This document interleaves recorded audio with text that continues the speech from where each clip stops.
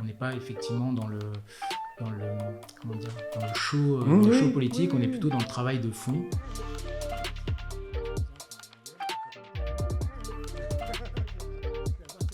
Mais alors, ce qui est paradoxal, c'est que quand on se présente, on est les meilleurs. Une fois qu'on est élu, c'est tous les mêmes. En fait, c'est à partir du moment où notre nom. Et Michel me regarde et me dit Cyril, je vais devoir te virer. Je regarde, ah bon? Oui, parce que sénateur, ça fait mieux que président. Je dis, on a la gorge, nous, il y a beaucoup de choses qui se passent. Le risque est d'être spectateur. Ouais, c'est à ce moment-là. Ouais. Oui, alors qu'il faut être.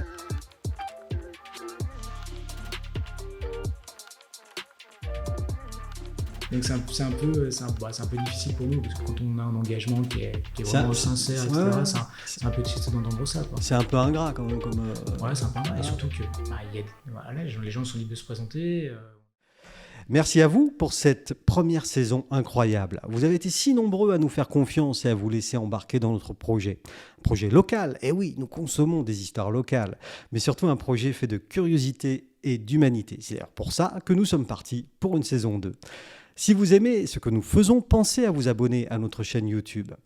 Comme chaque semaine, nous vous emmenons dans un univers différent. Fils d'agriculteur, baigné dans la politique locale depuis son plus jeune âge, en effet, son père a été premier adjoint de la commune d'Artha-Pont-Notre-Dame, élève plutôt brillant, il se destinait à une carrière dans les ressources humaines, métier qu'il a exercé, notamment à l'UEFA en Suisse. Et puis, la politique et l'engagement sont venus le titiller. Élu maire à 27 ans, il a d'abord mené des combats très locaux et au fil des années a dépoussiéré le mandat de sénateur. Son action en faveur du sport, de la jeunesse et de l'aménagement du territoire font de lui un homme de terrain bien ancré justement dans son territoire, qui à l'aube de ses 40 ans a déjà accompli un sacré parcours. Pour nous parler de tout ça, je reçois aujourd'hui le sénateur Cyril Pellevat. Bonjour. Bonjour Cyril. Bonjour. J'ai bon ? À peu près. Tout parfait. C'est à peu près ça. D'ailleurs, vous aviez été élu à l'époque le plus jeune maire de Haute-Savoie. Tout à fait. On était, pour la petite histoire, donc Loïc Hervé était le deuxième plus jeune maire de Haute-Savoie et Sylviane Noël la troisième. Ah oui. Donc du coup, les trois maintenant se retrouvent sénateurs. Le trio de choc. 12 ans après. Le trio de choc. C'est ça. Ouais. Et donc, je l'ai dit, vous avez commencé votre vie à Pont, à Artha-Pont-Notre-Dame, pardon. Ouais. Comment dire, votre papa était élu aussi. Oui, alors en fait, je suis le quatrième maire de la famille. Oh mon Dieu! Oui. Mais je suis pas monté si loin. Non, c'est ça. Donc donc effectivement, j'ai déjà eu des aïeux qui ont été maires de la commune. Ça date depuis 1860. Oh mon Dieu! Et donc le dernier en date était mon père qui avait été élu premier adjoint de la commune d'Artha. Donc ça s'est arrêté en 1995 et moi j'ai pris le relais quelques années plus tard. Et donc du coup, cette histoire d'élève brillant aussi, parce que j'ai noté votre parcours scolaire, hein, c'est quand même plutôt brillant. Et vous avez fait des études autour des ressources humaines, hein, c'est ça? Oui, tout à fait. En fait, j'ai eu un parcours, je ne suis pas sûr que ce soit vraiment brillant, mais disons que j'ai eu un parcours un peu atypique, dans le sens où j'ai commencé au lycée sur un bac en électrotechnique. Ah oui. Ensuite, j'ai fait un DUT en gestion, en organisation et gestion de production. Oui. Puis après, j'ai fait une école de commerce en marketing et commerce international. Et après, j'ai enchaîné sur les ressources humaines. C'est vrai que j'ai toujours voulu faire les ressources humaines, mais dans mon idée, c'était de dire, si à un moment on veut être un bon recruteur, il faut qu'on ait vu toutes les phases d'une entreprise, donc de la partie technique, de la partie industrielle, à la partie qui va toucher plus vraiment au marketing. Et puis c'est vrai que quand on habite à Artha, aller vers la filière industrielle, c'est aussi quelque chose de normal, avec la vallée de l'Arve. Oui, tout à fait, bien sûr. On avait la Suisse, on avait la vallée de l'Arve, on a aussi le bassin d'Annecy, de Rumi, donc effectivement, ça faisait sens. Ça faisait sens. Ouais. Et du coup, donc, les ressources humaines, et vous commencez votre carrière en tant que frontalier. Oui, alors j'ai beaucoup postulé parce que j'ai fait une école à Paris, donc en région parisienne, et également sur la Haute-Savoie. Et finalement, les premiers qui m'ont donné ma chance sur un remplacement de congé maternité, c'est l'entreprise Firmenich qui est basée à Meyrin-Satigny. Enfin, ils ont trois sites en Suisse, mais donc un à Meyrin-Satigny, c'est là où j'ai commencé sur un recrutement de congé maternité. Et après, à l'issue de ce remplacement, j'ai eu un CDD, puis après un CDI. Comme vous avez fait vos preuves, hein. Oui. Et comment est-ce que vous rencontrez le monde du football et de l'UEFA alors ? Disons, je pense que sur mon parcours, j'ai une ligne directrice qui est le football parce que j'ai été dirigeant, j'ai été footballeur, j'étais président de club, etc. Et quelque part, c'est la vie associative qui m'amène à prendre assez rapidement des responsabilités au niveau de la vie communale. Donc, Ouais. voilà. Ah d'accord, Et c'est par le football que vous arrivez, vous, aux responsabilités. ouais, voilà, parce qu'en fait, j'avais toujours eu dans un coin de ma tête l'idée d'être élu un jour, bien évidemment, et de rendre à la collectivité ce qu'elle m'a offert dans ma jeunesse et autres. Et finalement, quand j'avais 25 ans et que j'étais président du club de football, à ce moment-là, la municipalité qui était en place ne voulait pas forcément faire des efforts pour les jeunes et pour le club. Et puis finalement, c'est ce qui m'a un peu donné l'envie d'aller, de me présenter et puis de proposer un projet pour les Artasiens, pas uniquement axé sur le football, mais vraiment sur l'entièreté du village. Et finalement, les gens ont répondu présent, ont adhéré au projet. C'est comme ça que je me retrouve. C'est le premier combat. C'était le premier combat politique. Parce qu'à l'époque, il y avait quoi, une forme d'injustice par rapport à... Je pense que on avait une équipe qui était là depuis 3 mandats et qui quelque part voulait pas forcément faire des efforts pour les jeunes et était installée peut-être dans un confort. Et finalement, je me suis dit, oui, on va peut-être essayer de faire bouger les choses et puis de proposer pour la jeunesse où il n'y avait pas beaucoup d'actions sur la commune d'Arthez. Et du coup, vous avez bien bousculé le truc parce que, peut-être je me trompe, mais en même temps, c'est une source fiable. Il y avait, au moment où vous vous présentez en tant que maire, il y avait 3 écuries. Ouais, tout à fait. Listes. Il y avait 3 listes. Il y avait le maire sortant qui avait fait sa liste, le premier adjoint sortant qui avait fait sa liste. Et, donc déjà, les deux, ils s'entendaient déjà plus. Voilà, a priori, moi, j'étais pas dans leur discussion. Et finalement, j'ai monté une équipe qui était équilibrée avec une moyenne âge de 43 ans, donc qui allait de 27 ans, qui était mon âge, jusqu'à 70 ans pour l'aîné. Et finalement, les gens ont adhéré parce que c'était un programme qui était vraiment axé sur l'ensemble des générations et avec des nouveaux services, avec pour les jeunes, une microcrèche et j'en passe, une maison intergénérationnelle et puis un projet. Et ces choses-là existent toujours à Artha ? Oui, bien évidemment, oui. La microcrèche existe toujours. L'école a été refaite. D'ailleurs, à l'époque où j'étais maire, on n'avait que 4 classes. Là, maintenant, on a la 8e classe. Donc, c'est dynamique. Oui, ça a bien bougé. Quand j'ai été élu, il y avait à peu près 1400 personnes. Aujourd'hui, on arrive à 1700. Je n'avais pas une volonté de croître massivement. On est resté dans un village... On est resté un village, avec un esprit de village. Au niveau du PLU, donc du plan local d'urbanisme, j'ai quand même restreint les constructibilités pour qu'on garde cet esprit-là. 1700 habitants, effectivement, c'est un village. Oui. Qui est coincé, qui est quand même coincé entre Nangy... Régnier, Vétrin, qui ont eu, pour le coup, ces communes-là, des grandes poussées démographiques. Et pour le coup, on reste encore le petit poussé à côté. Mais moi, j'aime bien cette dynamique-là. Et donc, par ce biais-là, donc le football, on l'a bien compris. Et vous avez joué, vous, à quel poste ? Alors, moi, j'étais libéraux ou arrière latéral. J'ai été en sport-études à Annecy-le-Vieux. J'ai fait 2 ans au Gaillard FC, puis à Régnier, mais sinon, je suis plutôt resté sur... Comme un bon niveau. Oui, j'ai joué en régional et quelques matchs en CFA2 à l'époque. Donc CFA2, c'est... National 3 actuellement. Ouais, National 3, c'est ça. Mais j'ai pas fait la série. Et vous êtes... D'accord. Non, mais c'est pas grave. Pour l'histoire, vous avez joué. Et puis, c'est déjà ça. Ouais. Et vous êtes toujours en amour avec le football ou... Oui, je pense qu'on a toujours... Maintenant, c'est vrai que les obligations de part et d'autre ont fait que automatiquement, ces dernières années, je jouais sur des matchs amicaux, sur des matchs caritatifs, etc. Mais si on ne s'entraîne pas, derrière, il y a quand même des risques de blessures, puis on ne peut pas trop se permettre. Alors là, j'ai repris une licence pour l'année prochaine en vétéran avec le club de Vétramonto, histoire quand même de refaire un peu de sport. Vous n'avez pas joué à Artha ? Non, il n'y a pas de club. C'est fini ? Il n'y a pas de club vétéran. Ah, pardon. Puis à 40 ans, jouer en senior. Mais bon, j'aurais plus la capacité. C'est toujours là. Et puis pour vous, le football, évidemment. Une passion comme ça. Donc sport-études, c'est pas mal quand même. C'est carrément bien. Et donc le football vous amène à vous engager, on est d'accord. C'est ça. On a vu les études, tout ça. Vous êtes modeste, mais moi je trouve que c'est quand même un parcours plutôt brillant. Vous commencez votre vie professionnelle.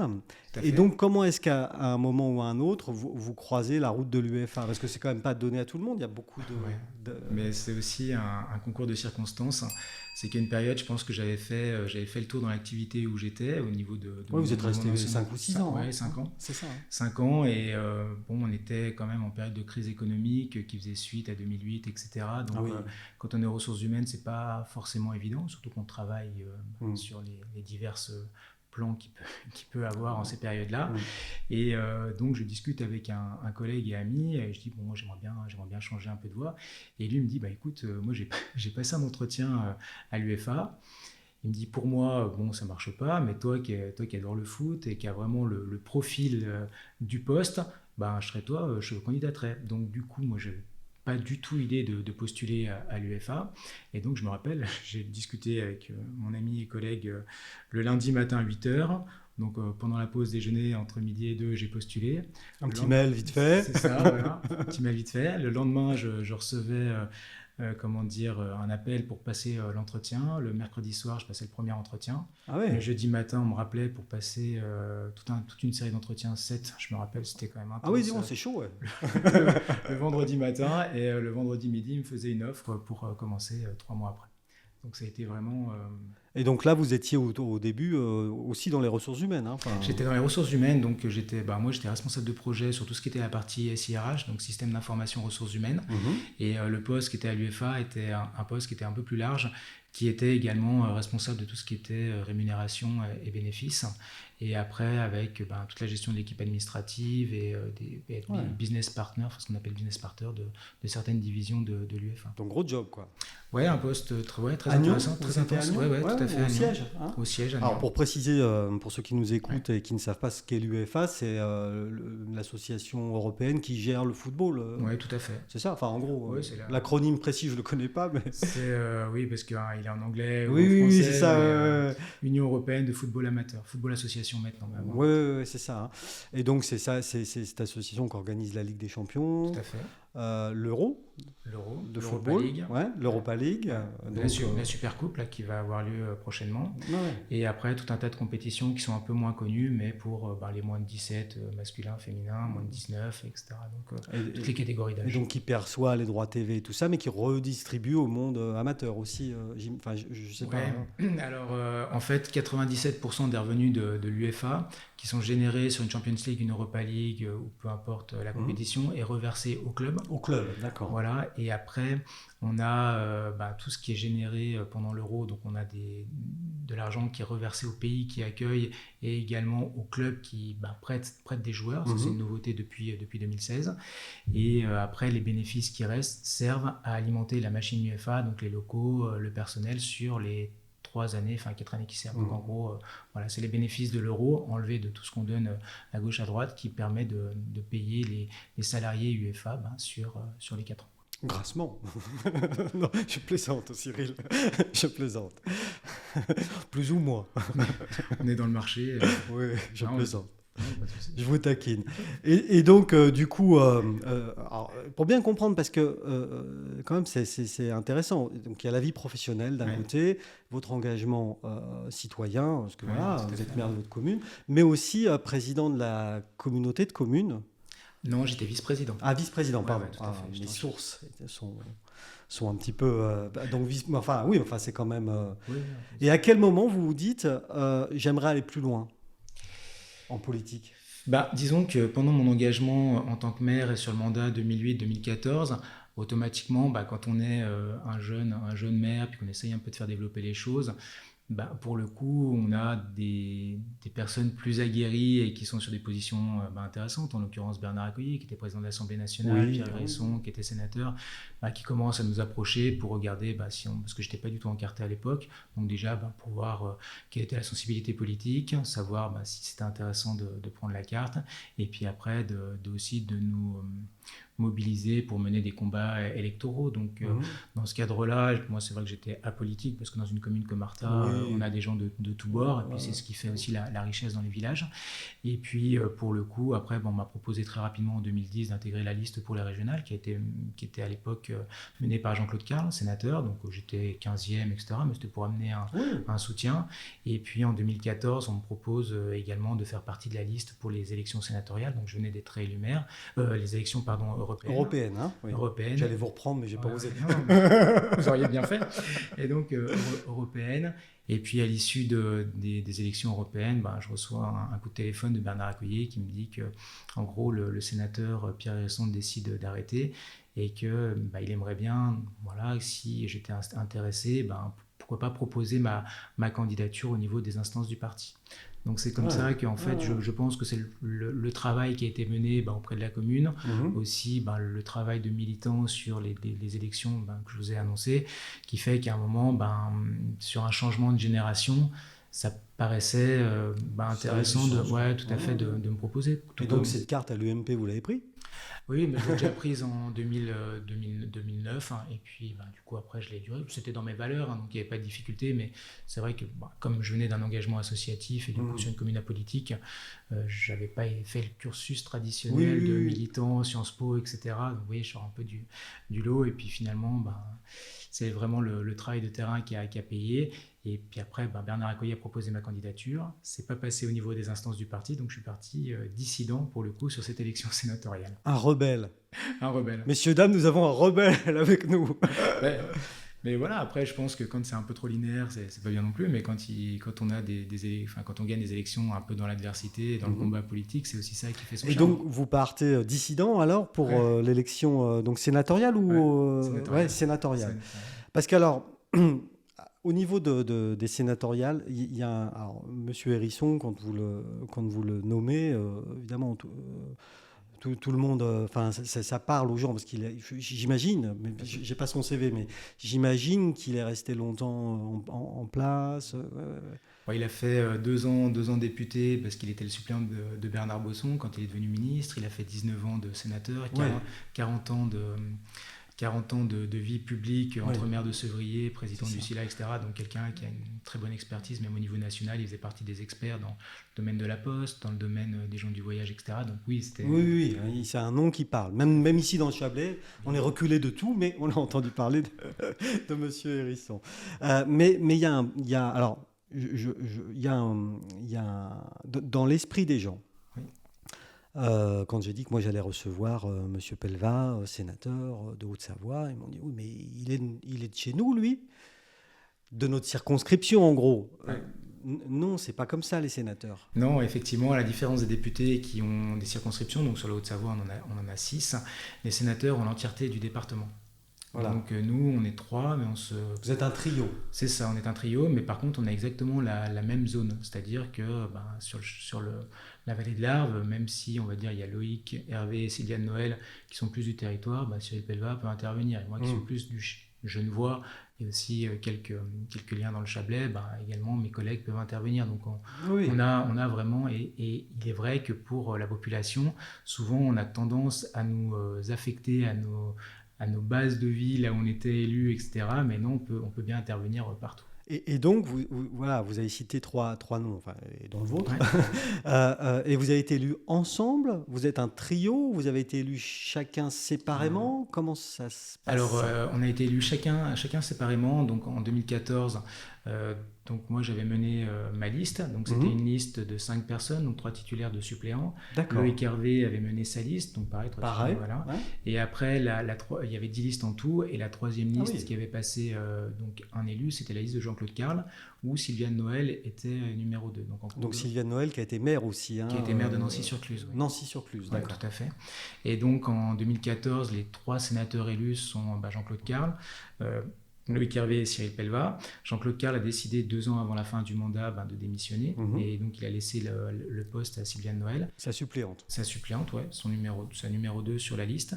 Et en 2020, on est repartis les 3 sur des listes différentes. C'est-à-dire qu'en 2014, vous n'étiez pas copains ? Si, on était copains, non, mais on est les 3 de la même majorité, mais à un moment, sur un certain mode de scrutin, voilà, quand on est des hommes, c'est plus difficile. Donc, donc c'est pour ça que c'était plus facile, d'après les comptages et d'après le nombre de listes, de présenter des listes différentes que de partir sur une liste de 3. Voilà. Alors que cette fois-ci, vous êtes, enfin, donc c'était quand l'année dernière, vous, hein? L'année dernière. Parce que le Sénat se renouvelle par tiers, c'est ça? Alors, avant, c'était le cas, Oui. mais c'était quand il y avait des mandats de 9 ans, et Ouais. maintenant, les sénateurs sont élus pour 6 ans, Ouais. et c'est un renouvellement par moitié. Par moitié. Ouais. Voilà. Mais c'est toujours tous les 3 ans, mais par moitié. Il faut que je me remette à jour. Mais c'est vrai que le Sénat semble parfois très loin des gens. De moi Ouais. qui suis voilà, un Ouais, citoyen lambda, bon, avec son passe sanitaire, mais Ouais. lambda quand même. Et en tout cas très très éloigné. Le Sénat semble. Qu'est-ce que vous pensez de ça, vous? Ben, ça s'explique dans le sens où les électeurs des sénateurs, ça reste les grands électeurs, donc les représentants des conseils municipaux. Donc la plupart des gens ne votent pas, Non, ne c'est pour votent ça. pas pour leurs sénateurs, à part dans les grandes villes où là, bon, il y en a qui sont sur les listes électorales pris pour voter, mais ça reste quand même à la marge. Sur les 1975 de Haute-Savoie, il doit y en avoir 140 qui sont de la population et qui votent pour les sénatoriales. Donc effectivement, on est moins médiatisé parce qu'on est aussi moins dans le, je sais pas comment dire, Dans l'actu dans chaude. la satire, ou dans la satire politique, un Oui. peu comme peuvent l'être les députés Oui. qui sont vraiment, Oui. voilà, qui sont dans le. Mais c'est parce que c'est parce que c'est aussi eux qui ont le dernier mot finalement. Ouais, c'est alors Dans le législatif, c'est quand c'est même un peu la perception qu'on a que les gens, ouais, tout Ouais. à fait, que les gens ont. En disant de toute façon les sénateurs ça sert à rien, c'est les députés qui ont le dernier mot. Sauf que quand on regarde concrètement les choses, là où les députés ont le dernier mot, c'est sur une minorité de textes. Donc sur 50 à 60 textes qu'on passe chaque année, là où vraiment on n'arrive pas à se mettre d'accord en commission mixte paritaire, dont on a entendu parler dans le cadre du pass sanitaire, Oui. c'est Oui. 7-8 textes, c'est tout. Sinon Ouais. le reste, le travail du Sénat et le travail de l'Assemblée, donc en commission mixte paritaire, donc on a des députés et des sénateurs qui siègent, on arrive relativement à se mettre d'accord. Mais nous, on n'est pas effectivement dans le comment dire, dans le show, politique. Oui. On est plutôt dans le travail de fond, dans le travail de réflexion. On est moins médiatisé, on est moins dans le combat avec les oppositions, on est plus à la recherche du consensus. Donc effectivement, voilà, les gens nous perçoivent un peu moins. Par contre, on a vu dans le cadre du pass sanitaire et autres, on était quand même relativement sollicité de tous bords pour pouvoir faire évoluer les choses. Et le travail du Sénat, on n'en a pas arrêté d'en parler ce week-end, a permis d'avoir des avancées significatives par rapport au texte des députés et du gouvernement. Donc quelque part, on a un vrai rôle, un vrai travail, Bien sûr, hein. un vrai travail de fond, mais effectivement qui n'est pas suffisamment connu et valorisé pour les concitoyens. Vous avez un rôle de pondérateur, Ouais, de tempérament. modérateur, je sais pas. Ouais, de travail, ouais, c'est vraiment le terme, c'est vraiment le travail de fond, parce qu'on a aussi des administrateurs de très haut rang, donc quand on va déposer des amendements, etc., on sait qu'ils ne vont pas se faire retoquer par le Conseil constitutionnel, par le Conseil d'État, etc., que ça sera vraiment calé. Et quand on va à la commission mixte paritaire, eh ben, on ne va pas essayer de fracasser le gouvernement, on va essayer de travailler de façon coordonnée. Donc on a des lignes rouges sur lesquelles on ne dérogera pas. Ouais. Par contre, il y a des points sur lesquels on discutera, mais on discutera sereinement. Voilà, c'est la sérénité, Ouais, c'est ça. le palais du Luxembourg. Et c'est ce qui est agréable. Je veux dire, c'est vrai, moi, je ne suis pas quelqu'un qui est dans le. Qu'on va voir dans les médias critiquer tout et n'importe quoi. Je suis plus en train Vous n'êtes pas dans le vindicatif. Tout à fait. Je préfère vraiment dire, voilà, on a un texte, on va étudier ce qui va se passer, puis derrière, on va proposer pour corriger par rapport au retour qu'on peut avoir. Et puis, puis sans doute la question, est-ce que c'est bon, est-ce que c'est pas bon pour la société française Et je trouve que c'est toujours plus efficace d'aller voir des ministres, d'aller voir peu importe des collègues de l'opposition pour dire voilà, on a ça, faites attention, puis on avance main dans la main. Et c'est là aussi où est la beauté de la politique, c'est que même si des fois on n'est pas du même parti, on arrive quand même à s'accorder sur des points importants pour nos concitoyens, pour nos territoires, parce qu'on représente quand même les territoires, les sénateurs, et c'est ce qui est... Et voilà, et dans quelle mesure vous représentez votre territoire alors du coup ? Disons que, un exemple concret, Ouais. moi je suis à la commission de l'aménagement du territoire et développement durable, et dans ce cadre-là, on a divers groupes d'études qui sont créés, et moi j'ai eu la chance d'être nommé président du groupe développement économique de la montagne.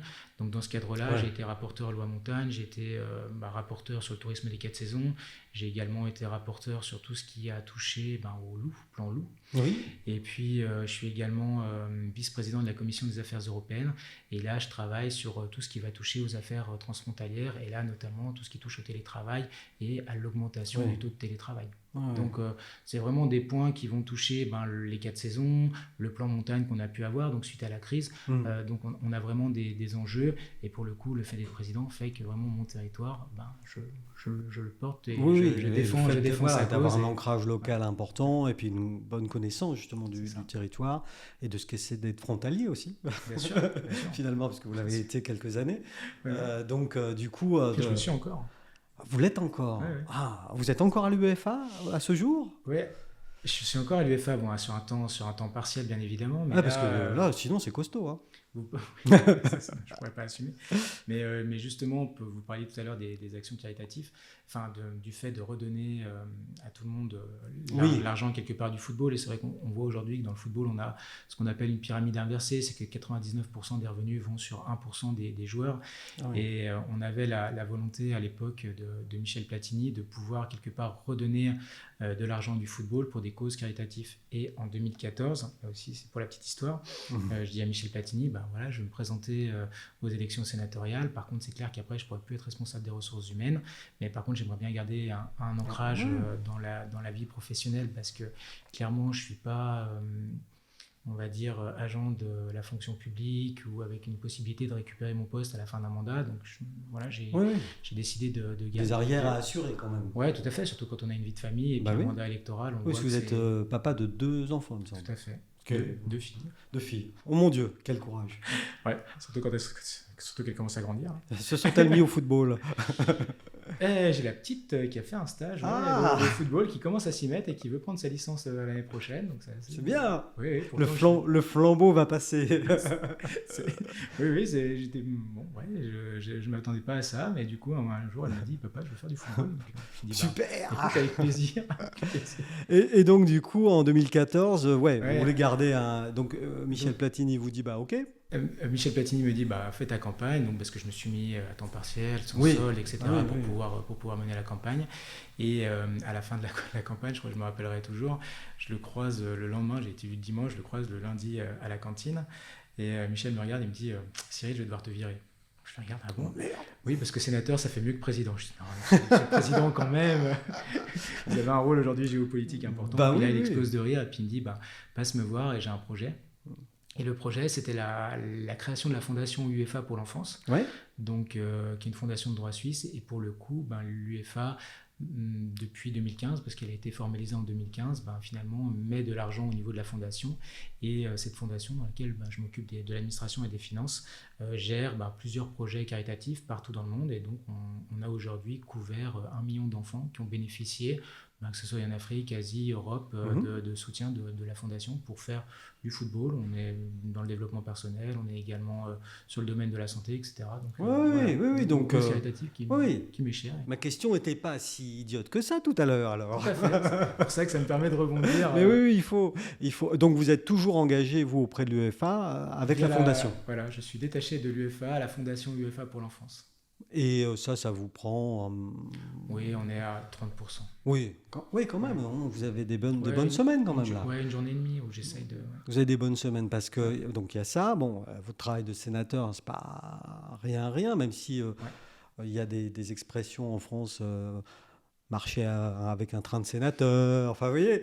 Et quand je dis dépoussiérer l'image, c'est ça aussi, parce que souvent quand on pense au mot sénateur, on voit un vieux monsieur un peu bedonnant, vous voyez ce que je veux dire? Et là, non, c'est pas le cas. Non, c'est pas le cas. Mais l'image du Sénat, malheureusement, dans les médias et dans la perception de la population, ne change pas, alors qu'on a quand même un hémicycle qui s'est profondément rajeuni, qui s'est féminisé. Et on le voit, on a aujourd'hui le plus jeune sénateur, il doit avoir 27 ans. Oui. Il avait 26 quand il a été élu. Moi, je suis le 12e plus jeune, donc on a quand même un renouvellement. Et puis, on a aujourd'hui, je pense que le plus ancien, il doit avoir 70, 72 ans. Donc, avant... Voilà, et on avait plus de gens vers 70, 72 ans que vers la quarantaine, quoi. Ouais, donc puis là, on a une moyenne d'âge de 62, 63 ans, donc ce qui n'est pas non plus... Ce qui n'est pas non plus élevé. Donc, Et pourquoi cette image dans le public, elle ne change pas? j'ai pas vraiment d'idée là-dessus, mais Parce qu'on vous met vous sur une affiche avec Sylviane Noël, par exemple, qui ouais, est une jeune femme. tout à fait. Bah, voilà, pour la communication, ce serait pas Non, mal. et on a essayé hein, de faire plusieurs articles, notamment dans le Figaro, où on a mis la génération montante, etc. Mais on a l'impression quand même qu'au niveau des médias, ils ont leur carnet d'adresses, ils ont leur numéro de téléphone, et que derrière, bah, ils appellent finalement les gens qui sont connus Toujours les mêmes. et qui sont toujours les mêmes. Et pour le Les coup, bons clients. ouais, les bons clients, on peut dire ça. Et puis des gens aussi qui sont de terrain. Enfin, je peux prendre l'exemple de Roger Carucci. C'est vrai, quand on regarde les médias, ben, comme il est de la région parisienne, il est au Sénat samedi, dimanche. Donc des fois, quand il y a des actualités chaudes, ben, forcément, il est là, il est dans les murs, il peut répondre. Mhm. Voilà, tandis que des personnes ben, comme les 3 sénateurs de Haute-Savoie, nous, on est sur le terrain, on est sur les manifestations, sur les inaugurations, puis on est Mhm. auprès des élus. Donc automatiquement, il y a peut-être ce phénomène-là. Et puis après, il y a le fait qu'on médiatise de toute façon beaucoup plus aujourd'hui les députés. Donc voilà, ce qui est pas. Mais C'est un bon ça me choque bouclier. pas. C'est un bon bouclier pour vous, les Ouais, députés. ouais. Non, mais c'est bien. Alors après, pendant la crise des Gilets jaunes, c'est vrai que j'ai eu l'occasion de faire plusieurs rencontres. Ben voilà, aller dans les diverses manifestations qui étaient organisées, soit par les mairies, soit par les Gilets jaunes. Et pour le coup, enfin, c'est vrai quand on parlait de politique, parce qu'il y avait toujours quand même des idées bien arrêtées sur suppression du Sénat, Césaire, etc. Et quand on commençait à parler, quand on commençait à expliquer notre rôle, et puis finalement, les principaux défenseurs à cette époque-là, ben, quand il y avait l'augmentation, quand on avait la mise en place du contrôle technique, l'augmentation du carburant, ceux qui s'y ont opposés, c'était principalement les sénateurs. Donc quand on fait un peu de pédagogie, les gens disent « Ah oui, mais finalement, on ne savait pas tout ça ». Oui, mais vous êtes payé à rien faire. Alors, quand on commence à dire, bah oui, mais 2014, on a mis en place des obligations de présence. Si on n'est pas présent, on a des pénalités financières. Ah, on ne savait pas. Je dis, ouais, mais vous avez toute cette documentation. Et là, j'ai commencé à discuter et de se dire finalement comment on arrive conjointement à faire connaître un peu plus le rôle du Sénat, comment on arrive à être un meilleur aussi relais et tout. Mhm. Et on tâtonne, mais Mhm. finalement, il n'y a pas vraiment de solution parce que le matériel, il est là. Simplement, les gens ne vont Mais pas oui, forcément s'y intéresser. mais on n'a jamais été en capacité d'être autant informé C'est ça. et finalement si peu informé. Et ouais, exactement. Parce que l'information est disponible. Si on s'intéresse à un sujet, on la trouve effectivement Ouais. avec Internet, on la trouve assez facilement. Maintenant, il faut rentrer dedans. Ouais, il faut rentrer dedans et puis c'est pour ça qu'il faudrait peut-être démocratiser notre communication et puis la rendre plus facile. Bon, enfin pareil, on essaie de travailler avec le Sénat sur les fake news, les machins. Donc Mm. on est au quotidien, on essaie d'utiliser des outils nouveaux pour toucher une population, mais ça prend pas. Mm. Et un des points qui pouvait ressortir pour essayer du moins d'intéresser, et également pour faire un peu de pédagogie, expliquer le rôle, c'était vraiment de passer par les communes, parce que les bulletins municipaux Ouais, qui sont faits par les ouais. collectivités, les gens les lisent, c'est encore le seul vecteur où il y a Oui, un peu de oui, oui. confiance Ouais, ouais. avec la politique, et c'est là-dessus où ça Là, vous venez marche. de dire un truc très intéressant, là, la Ouais, confiance vis-à-vis de la politique. ouais. Vous pensez qu'il y a un fil de rompu entre les élus Ouais, et les citoyens? je pense il y a une vraie défiance aujourd'hui, et bon, voilà, après, et on l'a vu avec les dernières élections, avec un taux d'abstention qui est record et qui, en chaque élection, devient record, donc Mhm. avec des baisses systématiques. Maintenant, bon, j'imagine il y a d'autres facteurs. On a eu bon, la crise de la Covid, des gens qui n'ont pas voulu se déplacer. On était aussi sur Ouais. quasiment la première semaine. Mais globalement, on sent qu'il y a une défiance et il y a une usure. Et puis les gens nous disent, bon, finalement, quel que soit le personnel politique proposé, ben, à ce moment-là, c'est C'est toujours la toujours même chose. pareil, quoi. Et c'est un peu dommage. Tous Donc, les mêmes, ouais, c'est c'est ça? ça. Mais alors, ce qui est paradoxal, c'est que quand on se présente, on est les meilleurs. Une fois qu'on est élu, bah, c'est tous les mêmes. Donc, en fait, c'est à partir du moment où notre nom. Donc, c'est un peu difficile pour nous parce que quand on a un engagement qui est C'est un, vraiment sincère, ouais, ouais. etc., c'est un peu triste d'entendre ça, quoi. C'est un peu ingrat quand même. Ouais, c'est un peu ingrat. Et Voilà. surtout que voilà, les gens sont libres de se présenter. On a des surprises aussi sur les élections. La preuve. Oui, c'est ça, avec des gens qui ne sont pas forcément issus des partis, etc. Bah, Macron a été une surprise à son époque et quelque part, il faut qu'on arrive à redonner cette confiance. Mhm. Et c'est vrai que dans le personnel politique, comme dans toutes les professions, on a des canards boiteux, mais c'est dommage qu'on montre que ces personnes-là et qu'on ne montre pas les 550 000 élus locaux et qui 550 000 Ouais, il y a 550 000 élus locaux qui entre, donnent de leur temps, souvent bénévolement. ouais, Et ceux-là, entre les conseils bien sûr. municipaux, les adjoints, enfin, etc. etc. Ouais, c'est ça. conseillers Ah ouais, départementaux, régionaux. ça fait beaucoup quand même, de C'est gens ça. qui sont engagés, je veux dire. Ouais, qui sont engagés et qui, pour la plupart, sont des bénévoles et donnent pour la commune. Et ceux-là, on n'en parle quasiment jamais. C'est un peu dommage. Ouais, c'est comme vous dites. Et du coup, donc à peu près une journée à l'UEFA et puis Ouais. au Sénat à Paris, vous y êtes combien de jours par semaine? 2 à 3 jours. 2 à 3 jours par Ouais, semaine, ouais. parce que disons que dans le cadre des activités que je peux avoir au niveau du Sénat, je suis aussi, je fais partie de 3 commissions de délégation. Donc, je suis Ouais, à l'aménagement du territoire, développement durable, je suis à la commission des affaires européennes et je suis à la délégation à la prospective. ouais. Et donc, au niveau de l'agenda, on travaille le mardi matin, on a les réunions de groupe. C'est là où on se met d'accord en gros sur l'actualité, sur les positions éventuelles. Et c'est là où on essaie Mhm. de faire bouger les textes, en tout cas de dire ce qui nous va, ce qui ne nous va pas. L'après-midi, on a les textes de loi qui reprennent. Le mercredi matin, c'est consacré à nos commissions permanentes, donc moi, l'aménagement du territoire et développement durable. Le mercredi après-midi, les textes de loi et les questions d'actualité au gouvernement. Et le jeudi matin est consacré à nos réunions de délégation aux Ouais. commissions des affaires européennes. Et après, en fonction de l'avancée des textes, on peut être amené à siéger le jeudi après-midi, vendredi, Très samedi, sérieux, dimanche, tout ça. ce qui était le cas avec le pass sanitaire. Très sérieux tout ça. Ouais, très sérieux, ouais, très sérieux. Bah ouais, Il faut. il faut, hein. Et quand est-ce qu'on rigole chez les Pelva? Non, bon, on rigole quand même. Je pense pas, non. Il Et faut du- être sérieux sans se prendre au sérieux, mais c'est Ben vrai que évidemment. quand on Et est. du coup, après, vous revenez sur Ouais. le territoire et là, vous êtes sur le terrain. Et là, on est sur le Alors, terrain, j'ai ouais. vu là ce week. Enfin, alors, nous, on va être diffusé en septembre hein, pour la rentrée. Vous serez notre premier invité de la nouvelle saison, vous l'avez compris. Hein, donc, premier mercredi de septembre. Hein. Très bien. Mais là, le week-end dernier qui vient de s'écouler, vous étiez à Abondance pour faire du pump track, je C'est ça, crois. l'inauguration. Faut savoir tout faire. Vous êtes allé aussi au Championship, qui est un événement d'envergure mondiale hein, Tout à fait, ouais. aujourd'hui. Enfin voilà, vous êtes sur le terrain. Ouais, sur le terrain, j'étais encore à Annecy hier pour le tournoi U14 de tennis. Là, cet après-midi, je serai à la préfecture parce qu'on a un comité eau. Enfin voilà, donc il y a toujours des réunions, que ce soit auprès des élus Mm. ou auprès des diverses instances, comme la préfecture. Et comme, mine de rien, le Covid a retardé beaucoup de choses, maintenant on a une phase un peu plus Dynamique. flexible. Ouais, donc au moins on en profite pour récupérer et avoir toutes les réunions qu'on n'a peut-être pas pu forcément se tenir ces derniers temps, les rencontres qu'on n'a pas forcément pu faire non plus. Et puis derrière, voilà, on pourra avoir une petite coupure quand même entre le 1er et le 15 août, où là c'est un petit peu plus calme. Voilà, et là, vous pourrez donc aller jouer au football avec votre fille. Je pourrais aller jouer au football, ouais, c'est ça. C'est ça. Non, mais je dis ça sur le ton de la plaisanterie, mais enfin, une semaine de sénateur, c'est donc pas l'image qu'on peut avoir, quoi. Non, tout à fait.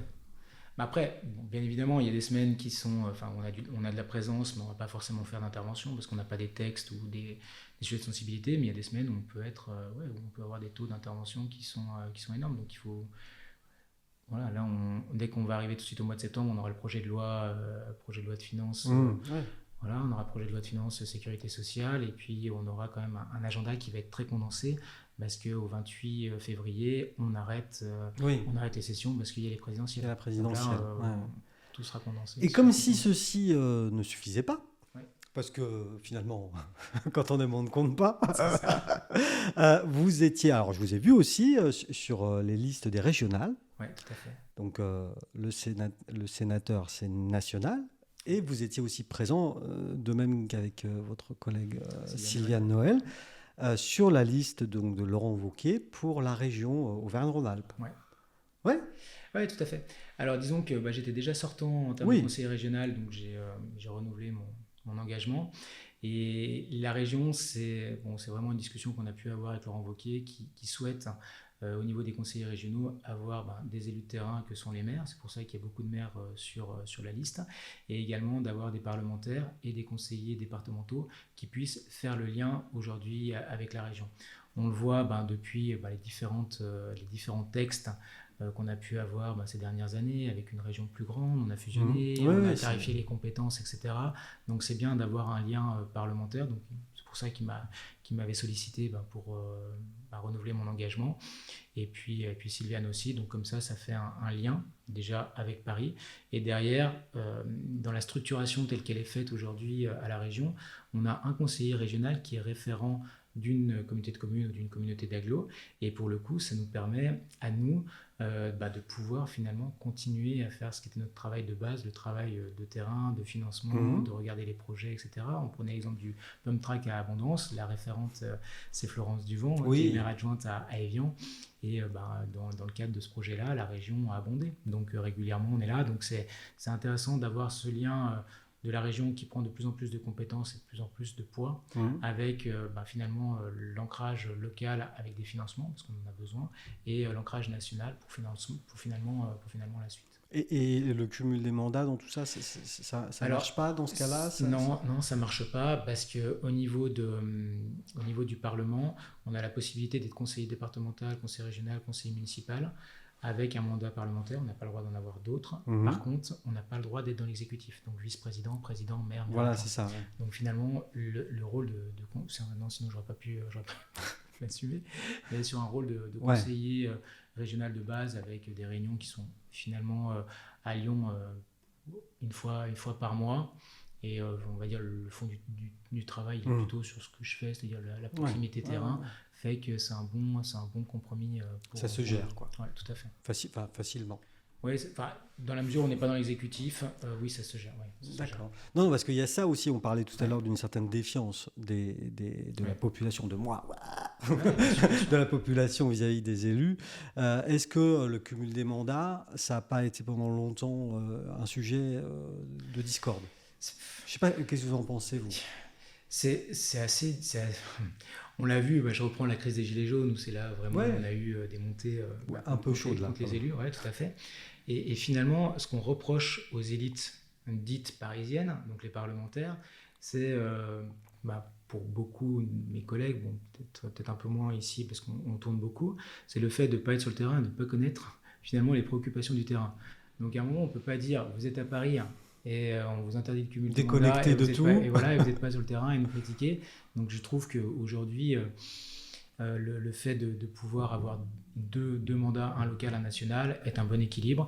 Et quand on l'explique, les gens disent ah oui, c'est vrai. Parce que si on a des parlementaires complètement déconnectés qui sont uniquement à Paris pour légiférer et qui n'ont pas de contact avec les gens de terrain, c'est aussi pour ça que des fois on a des textes qui sont inapplicables.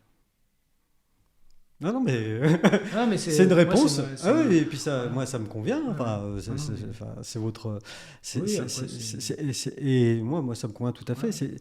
Mais effectivement, parce qu'il y a fort longtemps, il y avait des maires qui étaient des maires de très grosses villes, qui étaient aussi députés ou sénateurs. Et je pense que les gens, dans le cumul des mandats, c'est un peu ça qu'ils avaient en tête. Bien sûr. C'est un peu ça. Ouais. Non, mais on l'a vu. Moi, je connaissais des personnes qui, à un moment, étaient maires, président de communauté de communes, vice-président de région ou de département, qui étaient donc, également parlementaires et qui pouvaient avoir 20-30 mandats. Ouais. Donc là, effectivement, je peux comprendre qu'il y avait une défiance. Après, le fait de dire un local, un national, moi, ça ne me choque pas. Même à un moment, on voulait presque dire... parce que ce qui choque, je trouve, le plus nos concitoyens, c'est le cumul des rémunérations. Ah, oui. Oui, bien sûr. Donc, pour le coup, il y a quand même beaucoup de choses qui ont été faites. Donc, les rémunérations sont écrétées, etc. Mais les gens pensaient que les gens accumulaient... Qu'on devenait milliardaire, quoi. Oui, tout à fait. En gros. Et donc, c'était ça qui choquait le plus. Plus le fait que les gens pouvaient... à l'époque, avoir 6-7 mandats d'exécutif, là, c'était juste ingérable. C'était pas possible. Aujourd'hui, avec une rémunération qui est écrétée, avec un mandat local, un mandat national, je pense que ça va mieux aussi. Ça a un peu nettoyé un peu tout ça. Vous êtes plus conseiller municipal à Arta? Fini ça? Fini. Vous avez abandonné votre commune? J'ai abandonné ma commune, c'est pas bien. Mais la mort dans l'âme. Mais après, je me suis dit, quand on a été maire et qu'on arrête, parce que j'ai arrêté en cours de mandat, je pense que d'être autour de la table avec le nouveau maire en face, c'est pas plaisant ni pour lui, ni pour l'ancien. Oui, et puis même pour cette idée de tous pourris, là, dire finalement il est plus maire, mais c'est quand même lui qui tire les ficelles, ou ce genre de choses. C'est la marionnette de. Donc, oui. Donc j'ai préféré. C'est bien de le laisser prendre ses responsabilités. Je pense que c'est plus ça, tout à fait. Tout en restant à disposition s'il y a besoin, bien sûr. Mais en tout cas, jamais en interférant ou en venant de notre propre chef. Et donc là, vous êtes sénateur jusqu'en quelle année alors, Cyril? Jusqu'en 2026. Oh mon Dieu! 2026. Ça vous fait un beau mandat là. Ouais, C'est pas faux. Et je sais, alors parce que bon, moi j'ai su, évidemment, les campagnes sénatoriales, on les suit toujours de loin, Ouais. vu de tout ce Oui, qu'on oui, vient bien d'expliquer, sûr. ce qui est logique. Vous avez promis des choses, vous, des choses à amener pendant votre campagne. Ça s'est passé comment cette campagne? Disons que sur le fait, c'est déjà d'aller voir l'intégralité des élus, parce on est arrivé dans une configuration où finalement on a été candidat aux élections sénatoriales avant même de connaître les maires, parce que Oui, bah le oui, bulletin a été déplacé oui. et puis les deuxièmes tours n'avaient pas eu lieu, etc. Donc il a fallu déjà rencontrer les gens, faire le bilan des actions de ce qu'on avait mené, expliquer le rôle du sénateur, parce que c'est pareil, dans les conseils municipaux, les nouveaux élus, il y en a beaucoup qui ça leur passait Donc vous avez au-dessus. fait votre propre marketing, quoi, C'est en ça, ouais, gros, ouais. hein. Un travail, non, mais un travail de pédagogie et puis bien évidemment de parler des commissions dans lesquelles on était, ce qu'on a fait avancer. Donc moi j'ai pu valoriser sur les territoires de montagne la loi montagne, où j'étais Ouais. le rapporteur, le tourisme des 4 saisons. Et puis après dans les propositions, c'est toujours un peu difficile parce Oui. que c'est vraiment de défendre les collectivités. Et puis après, c'est principalement d'écouter les maires parce qu'on voit que sur le territoire, on a quand même beaucoup d'enjeux, hein. On a la question des gens du voyage, bien évidemment. On a la question des lois sur SRE, donc sur tout ce qui touche au logement aidé, qui impacte quand même beaucoup de collectivités. On a tous les soucis qui vont toucher notamment à la mobilité. Enfin, ici, on Oui. parlait d'enclavé, donc le Oui. désenclavement du Chablais en fait partie. Moi, j'ai eu l'occasion d'intervenir à plusieurs rapports dans le cadre du texte, enfin, dans le cadre de l'aménagement du territoire et développement durable, sur les rapports du Ron, Spinetta, etc., où j'ai fait quand même inscrire certains éléments. Donc, je dirais, on peut pas vraiment promettre beaucoup de choses, mais parce que Ben on non, est parce quand qu'en même plus, tributaire. le mandat est tributaire Ouais. de la Ouais. personne qui a été élue C'est ça. président. Exactement, les et- textes législatifs qui nous arrivent. Voilà, et Donc, des textes législatifs qui arrivent du... Après, on peut les déposer, hein. Moi, j'ai Ouais. déposé des textes qui sont arrivés, notamment sur les 4 saisons, avec des avancées, de redonner plus de pouvoir aux maires, etc., de regarder comment on arrive à également être plus efficace, parce que sur certains territoires, on a la loi littorale, la loi montagne qui s'applique, donc c'est des difficultés. Donc, en fait, Ouais. de pouvoir, en fonction des textes, de pouvoir vraiment corriger et d'avancer. C'est pour ça que vraiment le travail de fond qu'on peut faire avec les cabinets ministériels ou avec les ministres en direct, hein, est vraiment important, parce que si on a convaincu le ministre, c'est du travail qui ne se voit pas, mais c'est ce qui fait que les choses avancent. Et la première fois, alors quand on est tout jeune sénateur et qu'on intervient dans l'hémicycle, alors c'est lequel de palais du Luxembourg, si ma mémoire est bonne, qu'est-ce qui se passe? C'est impressionnant. Ouais. Disons que quand on est maire ou quand on est simple citoyen, qu'on voit les questions d'actualité au gouvernement et qu'on voit ce palais, qu'on voit des personnes qui ont quand même, qui sont des personnalités, qui sont des figures, Ouais, il y a et des figures, qu'on a ouais. vu qu'à la télé, et que pour le coup on se retrouve là à devoir poser une question au gouvernement devant eux, avec un Gérard Larcher aussi, qui est quand même une image. Ouais. On a la gorge nouée. Ouais, Il y a beaucoup de choses qui se passent. Le risque est d'être spectateur Ouais, c'est à ce ça, moment-là. ouais. Oui, Donc mais- alors qu'il faut être actif. Quand même. Ouais, il faut être actif, il faut savoir ce qu'on dit, il faut avoir préparé, parce qu'on a des ministres qui sont affûtés, qui connaissent bien les textes, donc il faut préparer la réplique, donc il y a beaucoup de choses qui se passent. C'est vrai que moi je suis arrivé, on avait quand même dans l'hémicycle des personnes comme Raffarin, enfin Oui. Roger Carucci, des anciens ministres, Ouais. des gens qui sont des personnalités, donc du coup on se sent un peu petit quand même. Hein. Ouais. J'étais, moi, le petit paysan d'Artail qui me retrouve dans cet hémicycle. Waouh. Parce que je l'ai dit aussi, vous parlez de paysans, mais je l'ai dit au tout début, votre papa était agriculteur. Ouais, Il tout à faisait fait. quoi? Il était maraîcher. Ah bon voilà. Ouais. C'était enfin, mes grands-parents ont été paysans, donc ils avaient les vignes, ils avaient tout. Et puis après, dans les années 70, 74, ce qui marchait bien, c'était le maraîchage. Donc ils se sont convertis au maraîchage et puis aller sur les marchés. Donc moi, jusqu'à l'âge de 23-24 ans, je faisais encore les marchés Ah oui. avec la famille, etc.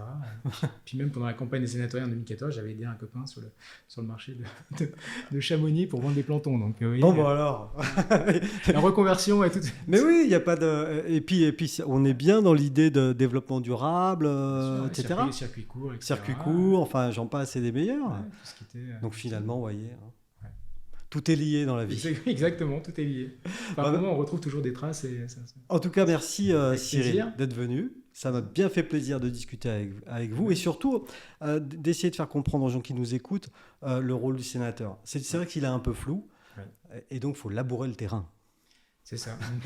Mais après, on a aussi la limite, c'est que quand les gens nous voient malheureusement à labourer le terrain et juste à couper le ruban, Ouais. ils disent, finalement ils font que ça. Et Oui. donc ça a aussi un effet pervers. Oh mon Dieu. Donc non mais et, Oui, et de oui. trouver à chaque fois qu'on essaie d'avoir une bonne idée, on se dit ouais mais là ça peut être interprété. Donc c'est finalement un vrai casse-tête de trouver le bon équilibre, le bon dosage pour faire comprendre. Finalement, le mieux, c'est de faire son travail. C'est ça, exactement. Ouais. Ah. Et de passer des temps comme ça, Oui. à prendre du temps pour expliquer avec des gens. Moi, j'étais à Abondance avec un couple qui était en vacances à Abondance, où j'ai parlé pendant 1 heure de temps que je connaissais pas du tout, et on a parlé de travail de fond. Et finalement, c'est vrai que c'est finalement ça qui est le meilleur marketing, parce que Oui. les gens avec qui on a passé du temps, ils le bouche à oreille, etc. C'est ça qui est le plus Quand efficace. on explique, Ouais, tout les à gens fait. comprennent en général. Ouais, c'est ça. Hein. Bien sûr. Merci en tout cas, Cyril. Merci à vous. Merci beaucoup.